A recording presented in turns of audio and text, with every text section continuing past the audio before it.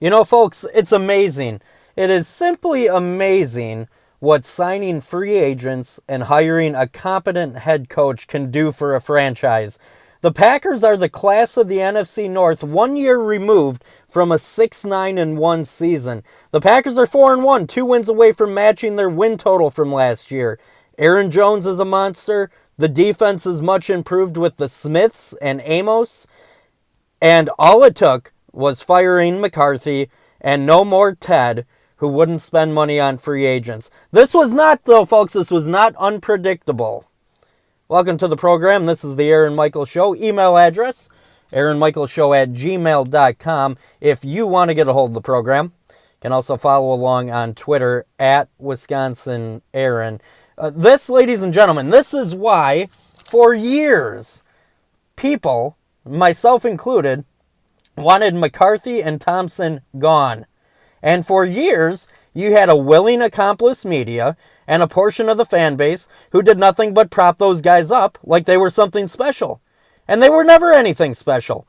McCarthy was a failed offensive coordinator who no one knew why the hell he was actually hired as the head coach.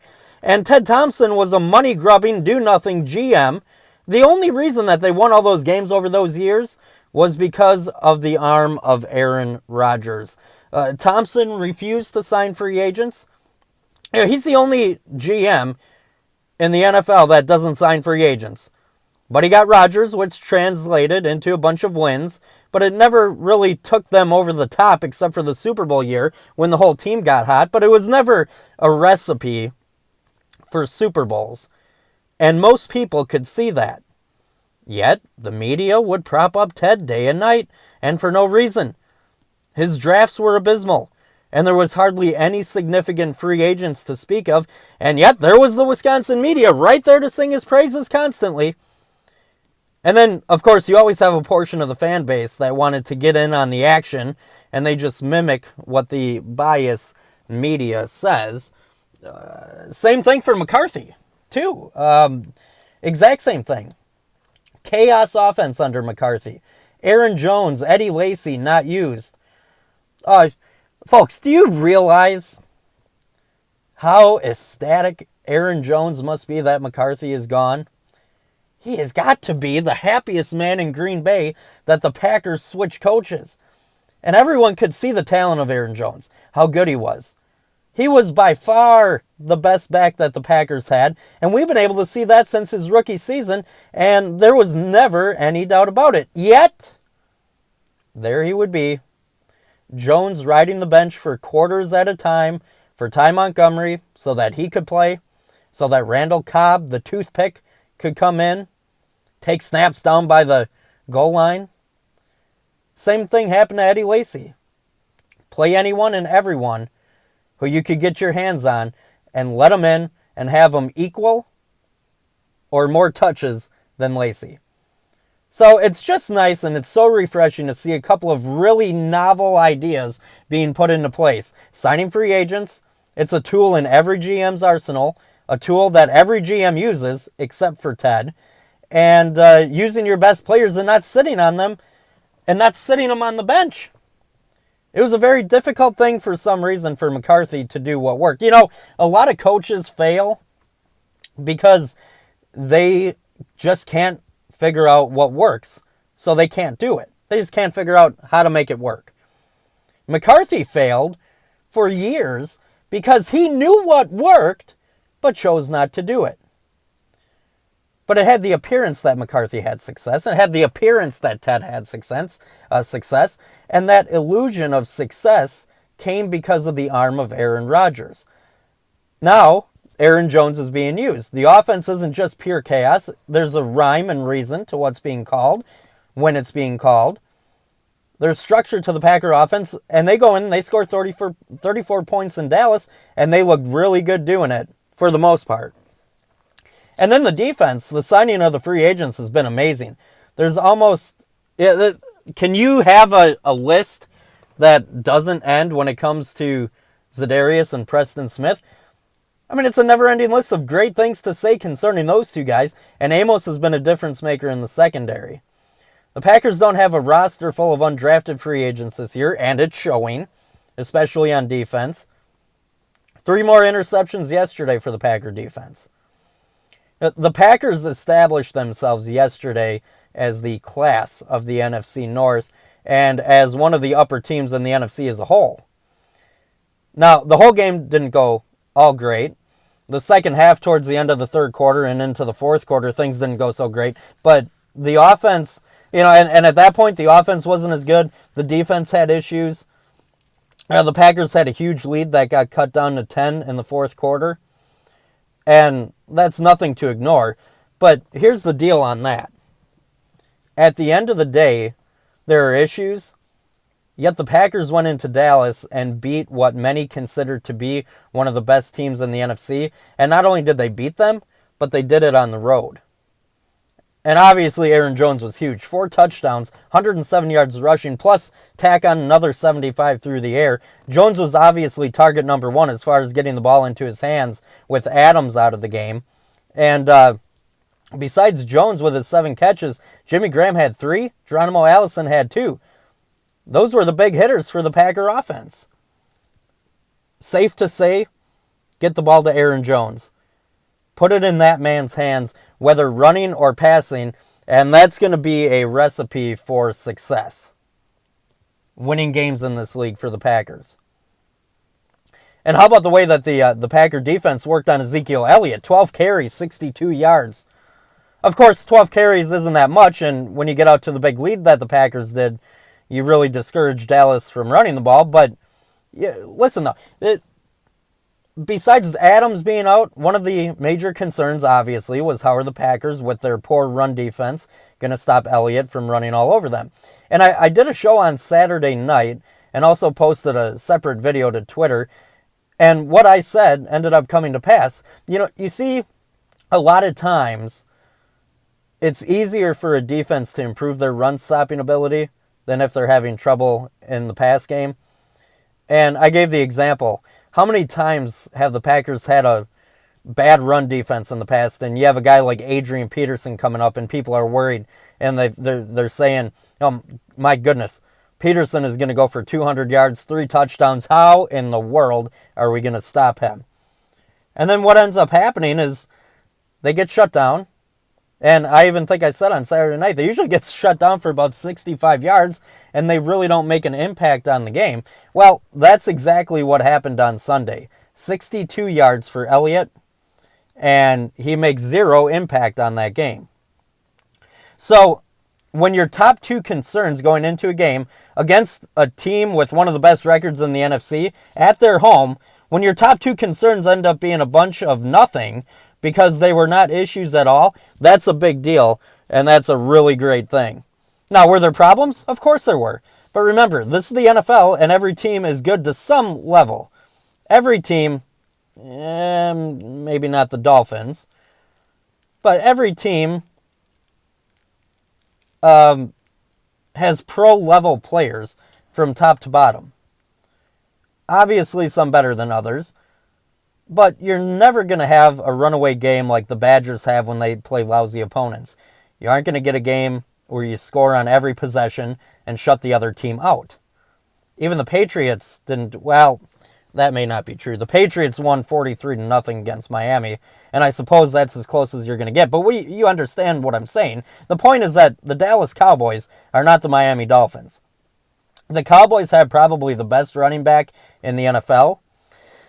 A great offensive line, even with the left tackle being out, and they have a good quarterback, and a more than competent defense. With that in mind, is everything going to be perfect looking in that game? Of course not. You're going to have issues and problems. But when your concern is how is the offense going to function without Adams, and they score 34 points, and Aaron Jones goes off for 4 touchdowns, that answered that concern. And the other concern is the run defense facing the best running back in the NFL. How is this Packer run defense going to stop them? And Elliott ends up with 64 yards and no impact in the game. That answers another concern. At the end of the day, those were your top 2 concerns going in to play a great opponent on the road. And both of those concerns were addressed. They were fixed. And they were not issues in the game. And not only were they not issues, but you flourished in those areas. At the end of the day, that's good coaching. That's what that is. That's a credit to Matt LaFleur and his coaching staff, including Mike Patton. And here's something else that I wanted to mention. I don't think it's a shocking revelation to say that Brett Favre was and still is more popular and more well-liked than Aaron Rodgers. I don't think you'd get anyone arguing who's more well-liked in the state of Wisconsin. I just want to take you through something real quick. If you have ever maybe wondered why that is. Why is Favre so much more popular than Rodgers? Rodgers puts up the numbers. He exceeds in many areas, or at least is on pace to exceed the numbers of Favre. Why is he less popular in the eyes of Packer fans? I just want to take you through this real quick. Did any of you see the Aaron Rodgers press conference after the game yesterday? It's on YouTube if you haven't seen it.